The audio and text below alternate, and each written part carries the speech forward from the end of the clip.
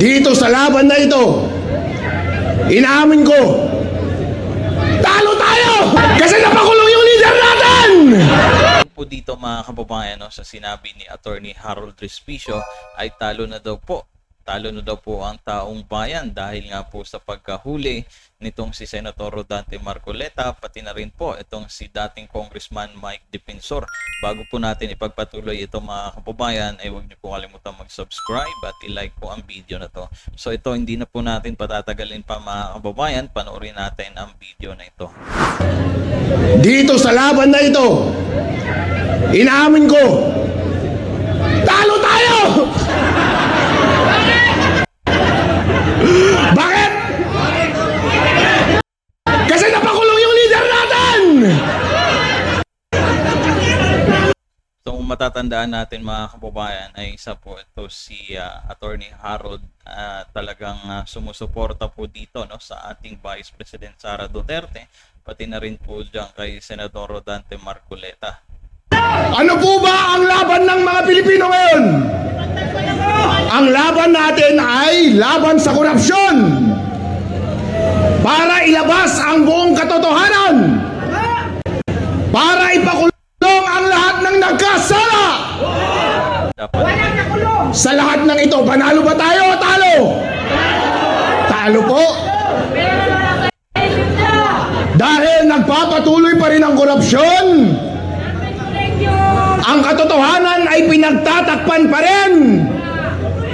At lahat ng magnanakaw ay malaya pa rin. Kaya tuwang-tuwa si BBM eh. Kasi panalo siya so far. Parang hindi na siya matatanggal sa pwesto niya. Parang mananatili siyang nakaupo hanggang 2028. Woo! Gusto niyo ba yan? Gusto niyo bang hindi na maging presidente si BBM?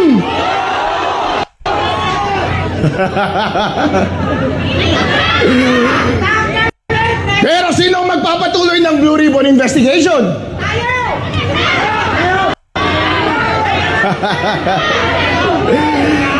Nakakulong eh. Pinakulong ni the false Messiah, Jesus Crispin Remulla. Walang iya ito. Ganon din si Mike Defensor, ang pasimuno. Dahil po kung wala si Mike Defensor, walang whistleblower. Totoo yan. Kapag wala si Mike Defensor, hindi magkakaroon ng tapang ang mga dating bodyguard ni Zaldico para magsalita. Totoo naman kasi isa si dating Congressman Mike Defensor na sinasamahan po talaga at binibigyan ng seguridad itong mga nagpakilala na 18 Marines di umano. Hindi magkakaroon ng tapang si Zaldico na magsalita. At hindi magkakaroon ng tapang si Romualdez na magsalita. So ibig sabihin mga kababayan, isa pala sa mga dahilan kaya po nagsalita po itong si Romualdez pati si Zaldico dahil dito kay Mike Defensor. At lahat sila hindi magkakaroon ng tapang na ituro si BBM na siyang mastermind ng korupsyon sa Pilipinas. At ang tanging nakikinig lamang sa kanila ay ang Blue Ribbon Committee ni Senator Marcoleta. Tama nga naman kasi isa sa mga inaantabayan talaga ng mga kababayan natin yung Blue Ribbon hearing na sila po ni Senator Rodante Marcoleta ang may hawak pa, Ngayon, ang dalawang leader natin, si Senator Marcoleta, si Mike Defensor, nasa kulungan! Palakpakan si BBM!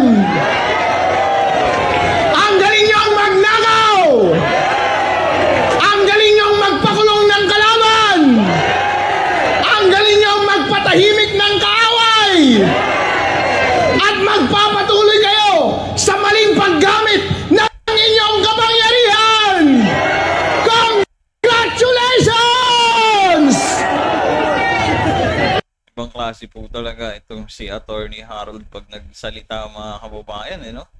Talagang may laman.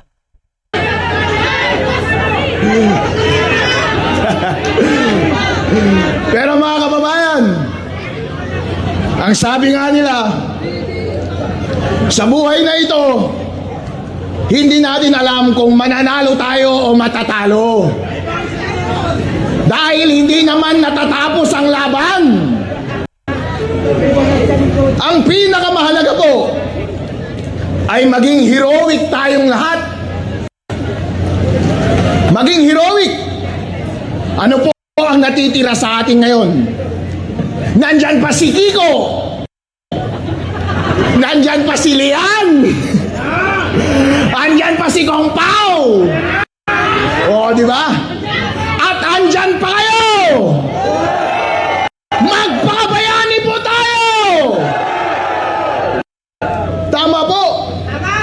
At ang ibig sabihin ng pagiging bayani sa panahon ng korupsyon at mapang-abusong gobyerno ay hindi dapat tayong tumigil sa pagsasalita. Kapag may makita tayong kamalian, isigaw natin ang mali. Kapag may katotohanan dapat ilabas, ilabas natin. Kung dapat ipakulong ang mga nagkasala, sila'y panagutin natin. Ipagpatuloy po natin yan. Dahil kailangan maramdaman ng mga opisyal ng ating pamahalaan ang totoong damdamin ng bawat Pilipino. Kaya susuko po ba kayo? Susuko po ba tayo? Hindi po. At marami pa po tayong pag-asa. At marami rin pong nagpapakabayani ngayon sa Senado. Ano ang mga natitirang laban natin? Ang impeachment ni VP Sara Duterte. Naniniwala po ako